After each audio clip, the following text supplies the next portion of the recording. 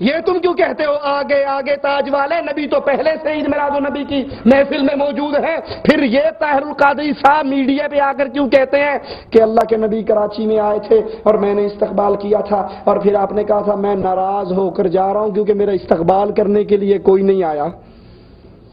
آتا تو وہ ہے جو ہو نا۔ تمہارا عقیدہ تو یہ ہے کہ نبی حاضر ناظر ہے، جو حاضر ناظر ہو وہ آیا، جو پہلے سے موجود ہو وہ پیدا نہیں ہوا کرتا۔ میٹھے کی آمد مرحبا، کھانے کا ڈھونگ ہے۔ اور ایک اور بات سمجھا دوں، میں مثال دے کے سمجھاتا ہوں۔ میں آپ کے سامنے کھڑا درس دے رہا ہوں، اگر میرے شیخ، میرے استاد، میرے بزرگ آ جائیں جنہوں نے مجھے پڑھایا لکھایا، تو کیا خیال ہے ان کو بٹھا کر میں درس دیتا ہوا اچھا لگوں گا؟ شیخ کے ہوتے ہوئے، استاد کے ہوتے ہوئے کہ دیکھو یار استاد بیٹھا ہے اور یہ شاگرد درس دے رہا ہے، ٹھیک ہے، پھر استاد کو بٹھایا جاتا ہے۔ یہ تو ایک عام چھوٹی سی مثال، نبی کی مثال اس سے بہت اعلیٰ۔ رسول اللہ کی موجودگی میں کوئی اور امام بن سکتا ہے؟ اللہ کے نبی کی موجودگی میں کوئی اور قیادت کر سکتا ہے؟ معراج کے موقع پہ اللہ کے نبی صلی اللہ علیہ وسلم نے دیکھا تھا بیت المقدس میں لوگوں کے اجتماع کو۔ کون لوگ ہیں؟ کہا اب سے پہلے گزرنے والے انبیاء ہیں، آدم، ابراہیم، اسماعیل، عیسیٰ، موسیٰ علیہم السلام۔ کھڑے کیوں ہیں؟ نماز پڑھنی ہے۔ پڑھتے کیوں نہیں؟ امام کی انتظار ہے۔ امام کون بنے گا؟ جبرائیل کندھے سے پکڑ کے نبی کو مصلی پہ کھڑے کر کے زبان حال سے اعلان کرتا ہے آدم سے لے کے عیسیٰ تک سارے نبی ہو، محمد کی موجودگی میں کوئی اور مصلی امامت پہ چڑھ سکتا نبی ہو، کوئی اور امام نہیں بن سکتا۔ ابو بکر امام بنے تھے، نبی صلی اللہ علیہ وسلم کے آنے کے بعد اپنے الٹے قدموں واپس صف میں آگے تھے۔ اللہ کے نبی نے سلام پھیرنے کے بعد کہا تھا ابو بکر تو پیچھے کیوں ہٹا؟ کہا ابو قحافہ کے بیٹے کو جائز نہیں ہے رسول موجود ہو اور وہ امامت کے مصلی پہ کھڑا۔ اگر تمہارا عقیدہ کہ آپ کی مجلس ہے عید میلاد میں، جشن عید میلاد النبی میں رسول اللہ صلی اللہ علیہ وسلم آتے ہیں، حاضر ناظر ہوتے ہیں، تو بتاؤ پھر امامت طاہر القادری کیوں کرواتا ہے؟ الیاس قادری کیوں کرواتا ہے؟ امامت رسول اللہ سے کیوں نہیں کرواتے؟ یہ کھانے کے ڈھونگ، یہ پینے کے ڈھونگ، یہ اپنی جہنم کو بھرنے کے طریقے۔ اگر یہ دین ہوتا، پھر اپنی بات کو دہرا دوں، دین رسول پورا ہو چکا ہے، دین الہی پورا ہو چکا ہے۔ اللہ کے نبی صلی اللہ علیہ وسلم پر آیت اتر گئی الیوم اکملت لکم دینکم، دین پورا ہو گیا۔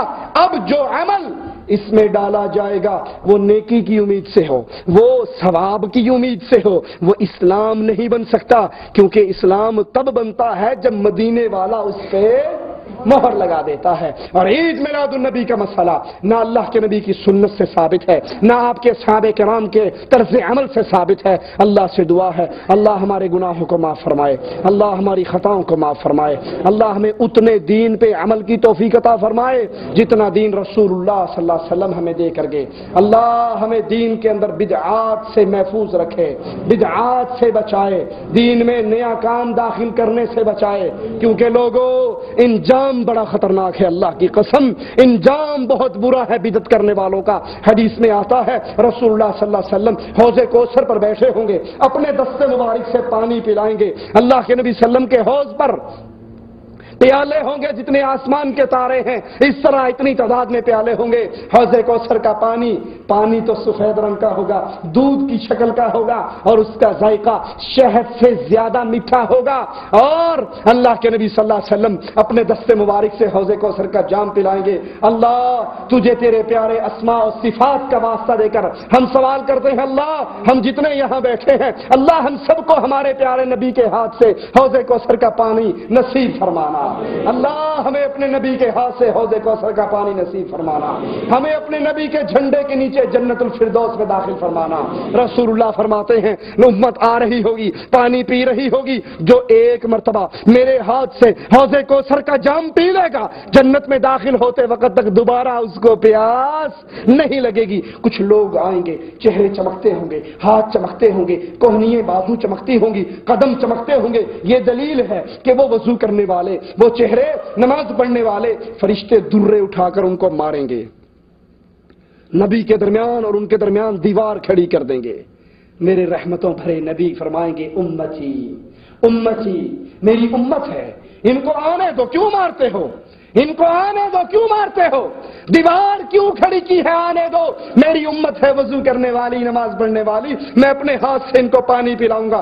فرشتے جواب میں کہیں گے یا محمد صلی اللہ علیہ وسلم انکا لا تدری، یا محمد صلی اللہ علیہ وسلم انکا لا تدری، اے محمد صلی اللہ علیہ وسلم آپ نہیں جانتے، آپ کیا خیال ہے؟ فرشتے بھی سارے وہابی ہیں، فرشتے بھی سارے وہابی ہیں۔ فرشتے کہیں گے آپ نہیں جانتے، حالانکہ نبیوں کو تو علم غیب ہوتا ہے، فرشتے پھر کیوں کہہ دیں گے آپ نہیں جانتے؟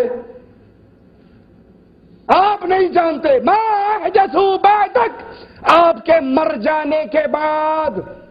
لگتا ہے فرشتے پکے وہابی ہیں، کیونکہ نبی مرے ہوئے، اور جو نبی کو مرا ہوا کہے وہ تو گستاخ ہے۔ اگلا درس انشاءاللہ ہم وفات رسول پہ ہی دیں گے انشاءاللہ۔ اللہ نے زندگی دی اور بتائیں گے نبی کو مردہ کہنا توہین ہے یا نہیں۔ فرشتے کہہ رہے ہیں اے نبی آپ نہیں جانتے، ما احدثو بعدک، آپ کے مر جانے کے بعد، دنیا چھوڑ جانے کے بعد، دنیا سے اٹھ جانے کے بعد انہوں نے آپ کے دین میں کیا کیا اضافہ کیا، کیا کیا بدعات شامل کی، آپ نہیں جانتے۔ اللہ کے نبی کیا فرمائیں گے؟ سحقن سحقن سحقن لمن غیر بعدی، جس نے میرے بعد میرے دین کو بدل ڈالا، آج محمد کی آنکھوں سے دور کر دو۔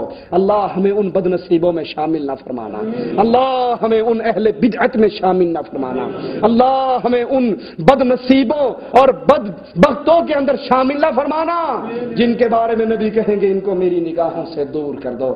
اللہ ہمیں ان میں شامل فرمانا۔ ہمارے عمل تو ایسے نہیں لیکن تیری رحمت بڑی وسیع ہے مولا، ہمیں ان میں شامل فرمانا جس سے تو راضی ہوا اور وہ تیرے پاس اس حال میں آئے کہ تو ان سے راضی ہوا، وہ تجھ سے راضی ہوئے۔ اقول قولی ھذا واستغفر اللہ لی ولکم ولسائر المسلمین فاستغفروہ انہ ھو الغفور